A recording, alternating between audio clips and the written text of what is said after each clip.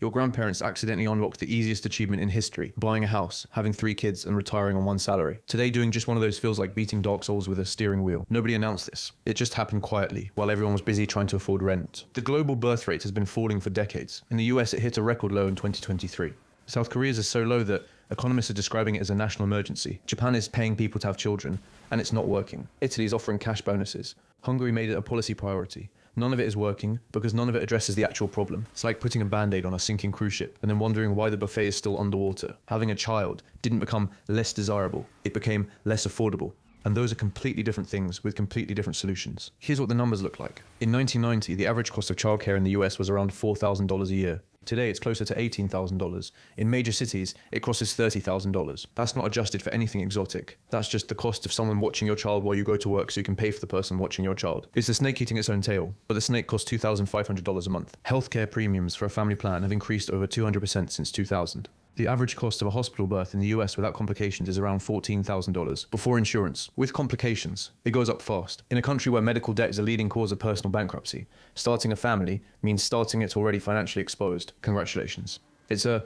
bill, housing, a 2-bedroom apartment in any city large enough to have career opportunities that pay enough to afford any of the above will cost you somewhere between unpleasant and impossible, depending on which coast you're on. The median home price in the US costs $400,000. Your parents bought their first house at 28 on a single income. You know how that sentence ends. It ends with you paying $2,800 for a 1-bedroom that was listed as cozy, which is real estate speak for you can touch all 4 walls from the toilet. Stack those 3 costs: childcare, healthcare, housing, and you're looking at somewhere between $15,000 and $35,000 a year in baseline expenses that didn't exist before you had the child, before food, before clothes, before school supplies, before the cost of literally anything the child actually needs. At this point, the child is a premium subscription service, and you haven't even picked a plan yet. Now here's where it gets structural. Wages for the bottom 80% of workers, the people who are not executives, not in finance, not in the top tier of tech, have not kept pace with any of those costs. Productivity rose nearly 60% from 1979 to 2019. Typical worker compensation rose 15% over the same period. The math of having a family was running on a specific set of economic conditions that quietly stopped being true, and nobody updated the cultural expectation that came with them. So we're all just LARPing as our parents' generation while running a completely different economic operating system. Your grandparents had 4 kids on 1 income and owned a house. Your parents had 2 kids on 2 incomes and managed. You're looking at 1 kid on 2 incomes and running a cost-benefit analysis that would make an investment banker say, have you considered a less risky asset class, like maybe a nice mutual fund instead?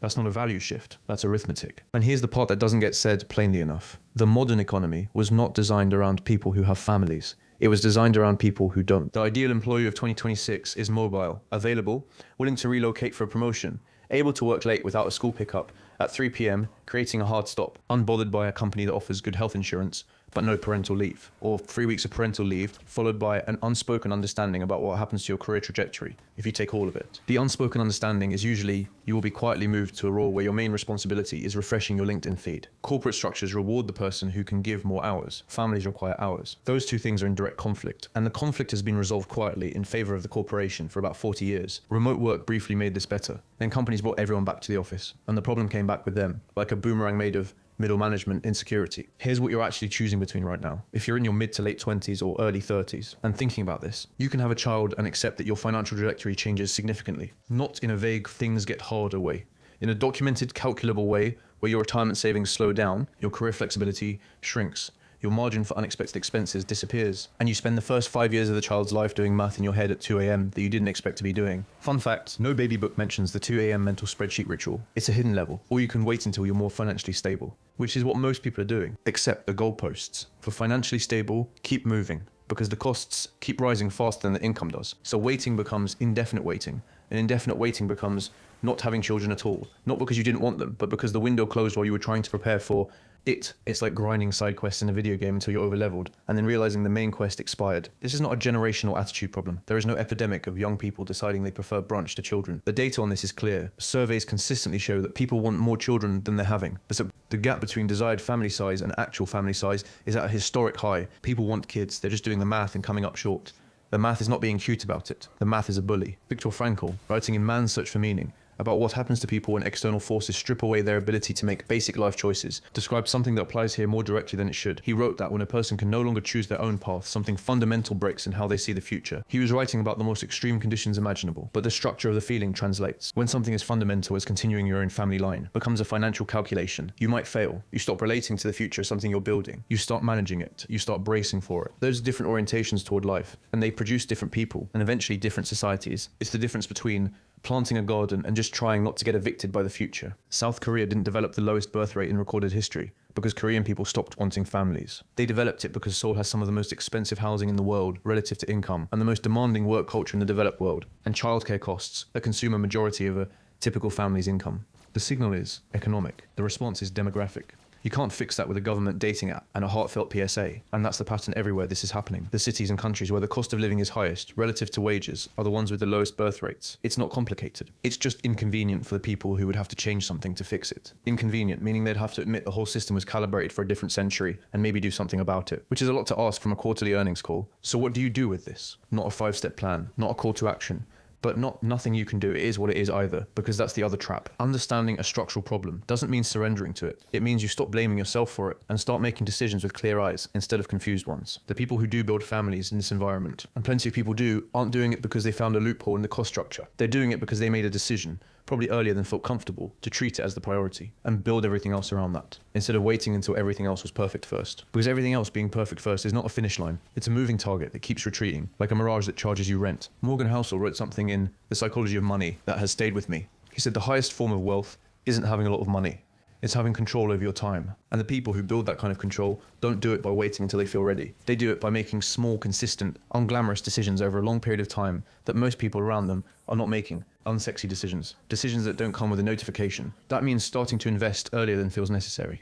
Not dramatically, not perfectly, just consistently. Even a small amount put into an index fund in your mid-20s. Left alone, compounds into something that gives you options in your mid-30s that you wouldn't otherwise have. Options about when to have a child. Options about whether one parent can reduce hours. Options about what city you can afford to raise that child in. It's boring, it's slow, and it works about as well as any magic trick that's actually just math. It means thinking about housing as infrastructure for a life you want to build, rather than a status signal. It means being deliberately boring with money. During the years when being boring with money feels unnecessary. Being boring with money in your 20s is like flossing. Nobody claps, nobody posts about it. Then one day you're 35 and you still have teeth and your friends don't. And suddenly flossing looks like a superpower. Charlie Munger put the same idea in investing terms that land harder in a conversation about family finances than any philosophy ever could. Alright, not too much sarcasm, but he said the first rule of compounding is to never interrupt it unnecessarily, and that most people fail, not from lack of effort, but from lack of direction. The financial decisions you make in your 20s are either pointed at something or they aren't. Most people's aren't, not because they're irresponsible, but because nobody told them clearly enough what they're actually preparing for. They were told to save, not why. Why matters. Why is the difference between a budget and a plan. Warren Buffett once said that someone is sitting in the shade today because someone planted a tree a long time ago. That's the same idea from a different angle. Small, consistent decisions made early, when they feel unnecessary, are the ones that give you options later when you actually need them. Options that let you tell the economy, no thanks, I'll do this on my terms. The goal isn't to be rich enough to afford a family someday. The goal is to build enough margin, enough breathing room, that when the time comes, the decision can be made on your terms rather than the economy's. That's not guaranteed, nothing is. But it's the difference between being swept along by a system that wasn't designed with your life in mind and moving through it with a direction. Or to put it another way, the difference between being a character in someone else's game and being the one holding the controller. You've been told the birth rate is falling because your generation has different values, that you prioritize experiences over family, that you're selfish or commitment averse, or distracted by avocado toast, and whatever the current version of that accusation is. The actual explanation is that the price of a family has been inflating for 40 years, while the wages of the people who would form those families have not kept up. And that gap between what a family costs and what most people earn is now wide enough that having children has become something that requires either significant financial cushion or significant financial sacrifice. It's not avocado toast is a rounding error.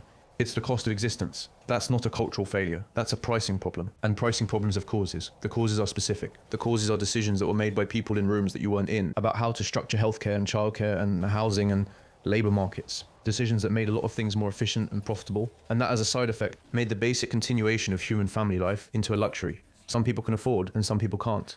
Human civilization, now available as a DLC. You're not behind because you made the wrong choices. The math just changed without telling you. But math can be worked with once you understand it. Anyway, that's the take. See you next time. To the rest of you, the non-believers, the underachievers, the tweet and deleters, you guys make me sick to my stomach, fam. Honestly, if you guys want to look in my eyes, you guys want to do something?